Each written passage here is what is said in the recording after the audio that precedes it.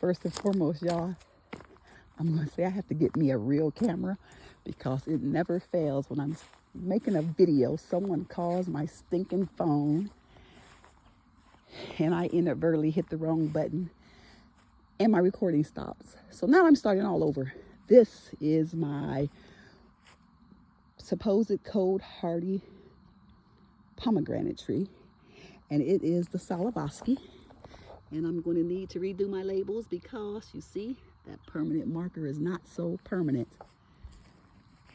And I have another one over here, which is I can't even pronounce it, Serenavi or something like that, which is also supposed to be cold hardy. The leaves are turning a little yellow, but it's still doing pretty good. I can't even see when I planted that. I think November of last year, maybe. Still a baby. Over here is one of my favorite trees. This is the Japanese loquat, and I love the leaves on that thing. It got flowers late into the winter last year, but it didn't fruit, and it's not supposed to fruit in zone 7B, but I like the tree, so if I don't get fruit, it's okay, because I just think it's a very pretty tree, and it's kind of under this big mama here, so I'm hoping it gets a little bit of protection. Then my peach trees and stuff there, so it may not, but it's still a pretty tree, so I keep it. That's my little pear tree that gave me four pears this year. They were really good. Here is another citrus tree. This is my bittersweet grapefruit. I had to come out here in the rain and cover it because we've gotten down into the low 30s and high 20s a couple of nights, so I had to cover it, but it still looks pretty good. This one will not have any other protection other than this frost cloth on it. There will be no lights on this one, just that cover on top of it. And I'm hoping that building right there blocks the north winds. All right, y'all don't pay attention to me being out of breath. I'm old. Go over here to the trees that I do protect and put incandescent lights on that are around my deck. Let's see, I'll start over here. I had to cover all of these up. And actually today, my alarm went off telling me that the temperature had gone over my settings. This is my ruby red grapefruit. Right here. It's doing fairly well. Looks good in there. And you can see this is one of my hydrometers, however it's said. It is an app that I have on my phone, and it alerts me if the humidity and or temperature gets too high or too low. Here is a fig tree. This is my panache fig, and it really is not supposed to survive in my area. It's fairly new. I just planted that, I think this past September. But anyway, I threw a cover on that and some lights, and we're gonna see what that does. If it makes it, I'll be happy. If it doesn't, it'll be okay too, because I'm tired of babying plants, and I don't want to have to baby any more plants. Here's my big mama. This is the very first citrus tree I ever bought, and it is my 10-degree tangerine, and I actually cut it back probably about a month ago so that it would fit underneath of this green cloth. However, by the time I was ready to cover it, it had outgrown the green cloth, and so I had to add the white one. So this is the, let me see if I can get underneath here. This is the 10-degree tangerine. It's my oldest citrus tree that I have. that you see up there. Let me see if I can zoom in. It has a bunch of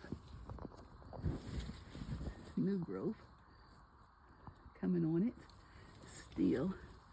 And I put this one in the ground November of 22. Has a pretty nice trunk on it. So I'm hoping that I get some fruit this coming year, hopefully. And that one also has lights. And I cut back on the lights this year because my electric bill was screaming last year. I had a whole lot more lights on. And I'm hoping that I found a good balance between lights and keeping my trees protected. This one is the what is this one? Oh, this is Owari, and I'm not sure how I like Owari, just because it seems so lanky, and I don't know if that is a characteristic of this tree or just something I'm not doing right with this thing. But it's doing good overall. But just look how the branches just kind of hang. So I've got them tied up and held up, but I think next year I'm just gonna let them do what they do, because I'm tired of fighting with it. And I planted this one in the ground May of 2023. Haven't gotten any fruit from this one either. Also have lights on that one. Just a modest amount of lights again, because that electric bill last year was no joke. Those are blackberries. I have blackberry bushes that are going crazy, so I just kind of cut some pieces off and stuck it into dirt. This baby here is my variegated Mineola, which most certainly is not supposed to grow outside in zone 7B, but I like pushing the limits. But I do have a temperature gauge on this one as well. And it actually alerted me earlier today that it had gotten to 105 degrees underneath of this cloth with no lights on. And it was only 73 degrees outside. So I had to come and uncover it so that it would cool down. But it seems to be doing pretty good. And I'll cover it back up because I don't want to be coming back out here in the middle of the night if it alarms to tell me that the temperature had dropped below 30. Here is my 3-way lemon tree, if I can find a way in there.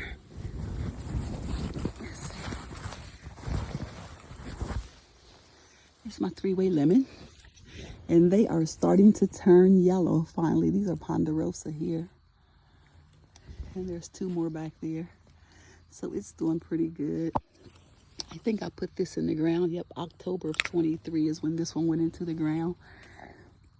I had four lemons on there, but my friend's daughter wanted one, so I gave her one. And when she peeled it, it was lime green on the inside. She said it was really good, and it tasted like a lime. So that is the 3-way lemon. It also has a Eureka and a Lisbon lemon on it, but they haven't done anything. They were grafted actually onto the Ponderosa. This thing here is my sugar bell. Now, boy, did me and this one fight.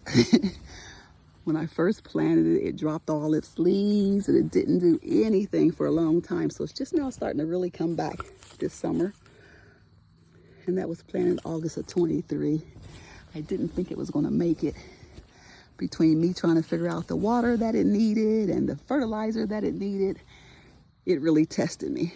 So I have this one underneath the cloth with the lemon. And it also has lights.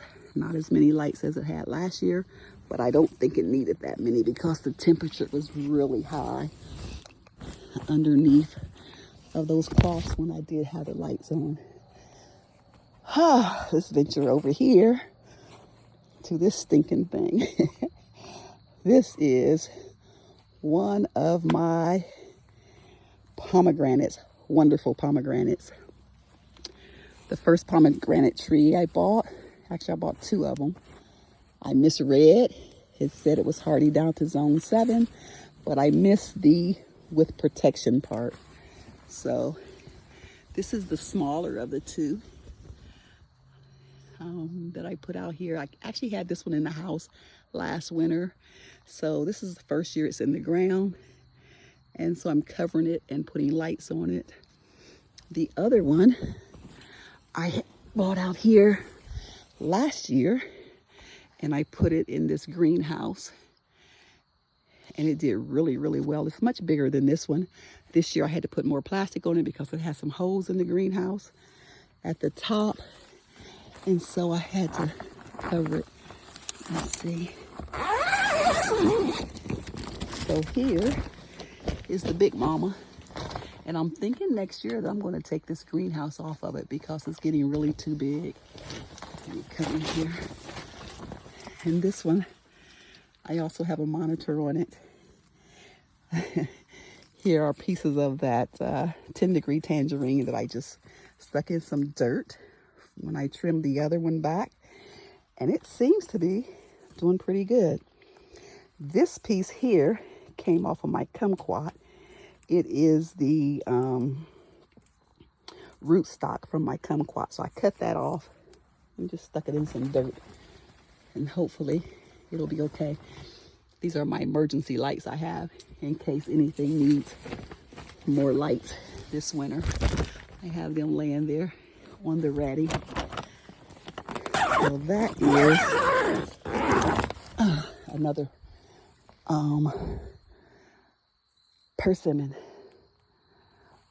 pomegranate, geez. All right, let's walk over here. You see that tree line there? That's where I have more citrus, and they're going to be totally unprotected. I'm hoping that these trees and the microclimate that it creates will protect all those lemon trees that I have over there. Jesus, I'm out of breath, y'all. I'm old. I ain't old, I'm out of shape. That's what it is. Let's just keep it real. All right, so over here, this lemon tree right there, I started from seed. And again, I don't know what year because I was just planting everything from seed before I really got into it. And I had given this tree to a friend, and it reached her ceiling. So when I brought it here, I cut the top off. See if you can see where I cut it off at. I cut the top off right in there somewhere. And then I buried a bunch of it. It's probably buried like 4 feet deep because I really don't want this thing to die back. And it's putting off new growth still. And it will not be covered or anything. And again, I'm hoping that building right there blocks it. That's an unheated, that's my bee house where I keep all my bee equipment at. But last year, this tree only suffered damage to some of the tips. I think I had to cut off like 3 branches.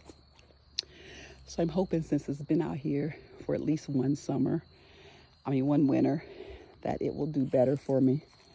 I got some apple trees over there that I started from seed, but we're not going to talk about those today. We're going to continue with the citrus. And my Barbados cherry.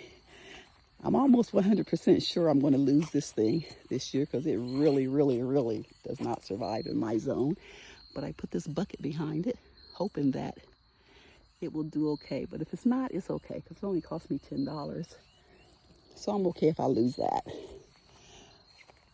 Here is one of my lemon trees. I think it is the, what is that thing called? Anyway, it's supposed to withstand anything. Here the fruit's not all that great. Has a lot of seeds in it. And 942, that's what it's called. 942 rootstock. I think I got like 5 of these things for $14 from Madison when they were having some kind of crazy sale or something. But that is one of the many 942s that I have over here. And I'm not going to cover those. I'm not covering anything except for one tree at the end that I'll show you. Down here is another 942. I'm pretty sure that's 942. Yeah, that's a 942 rootstock from Madison's as well. This is, see if you can see it. This is a flying dragon. I just got this. And man, look at those thorns on that thing. They're deadly. They've been cutting down the trees over here behind me. And I'm hoping that I still get the protection. You can see in there. You can see it's not as heavy as it used to be. But they couldn't cut too close to me because that's my property line over there. But anyway, this is another Barbados cherry. That damn thing's so finicky, it drops leaves if you just look at it wrong. So I think that one's already gone. Here's another 942. And these things were maybe about 4 inches when I got them, and just one straight stem. So they're doing pretty good, I think, to be as small as they were when I first got them. Here's another one. Here, won't be covered. And this one is another one that I started from seed. I want to say either this year, let's see, what is this? I think it was last year when my niece and nephew was here. I can't remember. But anyway, this is a lemon tree I started from seed. Uh-oh. I'm spying something on it. Ha, I'm going to have to come take care of that, because that's not good. Look at that. Gotcha. Y'all have to come back and, oh, and it's down there too. Yep. I'm gonna have to come back and take care of those, whatever they are. Okay. Excuse me. Here's another 942, and it's surrounded by the pine trees. So I'm hoping that, excuse me, I got hot. I'm hoping that that takes care of all of that as well. Oh, y'all, excuse me. Excuse that. Here's another 942, larger. Looks like it's going to drop its leaves a little bit faster than the other ones. I'm about to rush y'all because I need some water. Okay, here's another 942. Again, that came with the bunch that I got originally for like $14. So it's you see it's all covered up by these trees over top of it. This right here is my Maywak kumquat, and I probably need to cover it. I haven't decided yet, but I think it needs to be covered. But I want it to eventually not need to be covered. When that frost dropped, I just came out and threw that pot over top of it and left it on there for 2 days. And so it seemed to do all right with that pot. And if it doesn't get any bigger than that, that's probably what I'll cover it with for the winter. Over here is another Owari Satsuma. And the only reason I covered this one, because I just got it recently, I think this year, and it didn't really have a good root system on it. See if I can get underneath of there. So I covered this one as well when those temperatures dropped, and it seems to be doing okay. And I probably really need to stake it or something so that it's not on that cloth. But again, I ain't trying to baby these trees. I want them to do what they do with minimal protection. Like, here's my bees, y'all. Okay, I have another lemon tree, and I think this is a flying dragon, or it might be a 942, way back here. Now this one, y'all, I do absolutely nothing. I might bring the water hose out here about once a month or every 6 weeks or so. But these trees, I just want to make it on their own. And it seems to be doing pretty good out here. It's gotten pretty tall.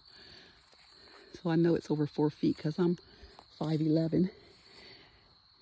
And actually that's the bitter orange, which I think is in the same line with the those other ones.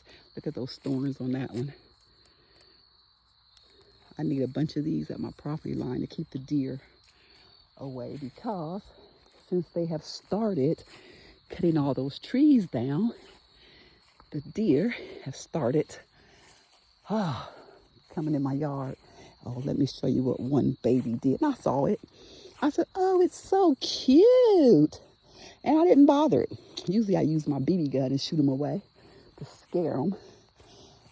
And so later I looked out here, and boy, I was hot, because this thing was leaning over. Look at that. He got me, or she, whatever it was, got me. This was leaning. I had to replant it. That's one of my apple trees. My summer banana apple tree. This is one of the branches that broke off. I just kind of stuck that in the dirt. But yes, still kind of leaning, so I need to come back out here and stake it up. So what I did, y'all, you see them plants way up there? I'll show you when I get up there. Anyway, I put some Carolina Reaper in a bottle, and I sprayed all my plants with Carolina Reaper. They haven't been back. Here is another bitter orange, and it's getting pretty tall, but it seems like these things just get tall. They're not really putting out side shoots, and I need to cut it probably, but yeah, you know, I may cut it next spring, because look at this one. Now this is the crazy one over here. This thing is shooting just straight up. And the only side shoots it has is down here at the bottom part when I first got it. So it definitely needs to be cut so it can branch out. Definitely, look at that. That one I'll definitely cut. Yeah, I might even cut that one next time I go get my little thinning shear things, whatever they're called. Okay, let me show you what I did for these deer. These are my fig. They're gonna have to make it on their own. This year I'm not doing anything to them.